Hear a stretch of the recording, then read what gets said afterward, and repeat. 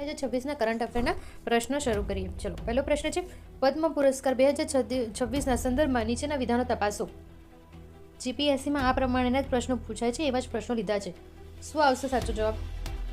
તો કે અભિનેતા ધર્મેન્દ્રને મરણોત્તર પદ્મ વિભૂષણથી સન્માનિત કરવામાં આવ્યા છે. તો કે હા, કરવામાં આવ્યા છે.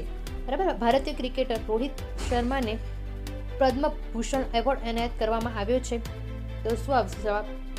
તો કે ના, પદ્મભૂષણ નહીં, એમને એવોર્ડ પદ્મશ્રી એવોર્ડ આપવા મળે. આજે અમને આપવામાં આવ્યો છે પદ્મશ્રી એવોર્ડ, 27 જાન્યુઆરી આપવામાં આવ્યો છે.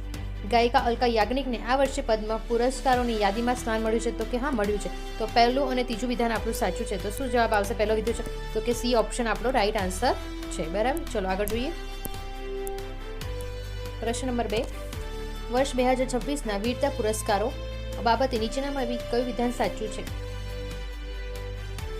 શું હશે? તો કે આપણે જોઈએ. ચલો, ગુપ્ત કેપ્ટન સુભાષ શુક્લાને અશોક ચક્રથી નવાજવામાં આવે છે. તો કે હા, 27 તારીખે એમને નવાજવામાં આવ્યા છે.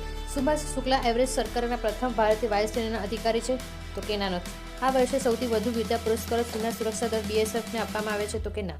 વીરતા પુરસ્કારો વર્ષમાં માત્ર એક જ વાર જાહેર કરવામાં આવે છે. તો કે ના. બરાબર. જો ગુપ્ત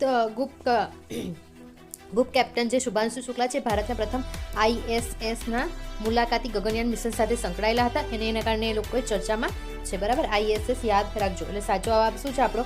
એ ઓપ્શન આપણો રાઈટ આન્સર છે. બરાબર. ચલો આગળ જઈએ.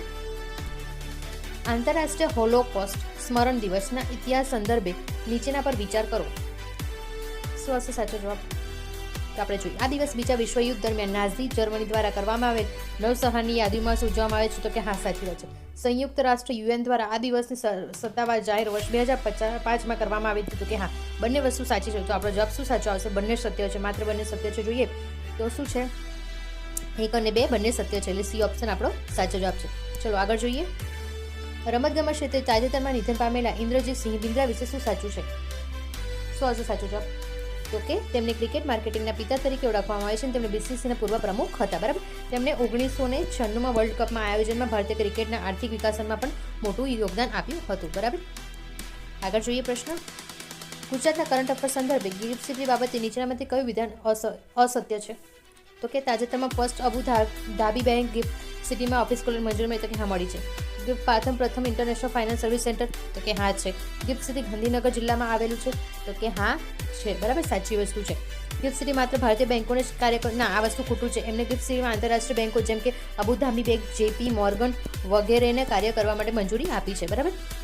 જો આ વિડીયો ગમ્યો હોય તો પ્લીઝ લાઈક, શેર, સબસ્ક્રાઈબ કરજો. ડેલી આવી કરંટ અફેર જોવા માટે. Thank you so much.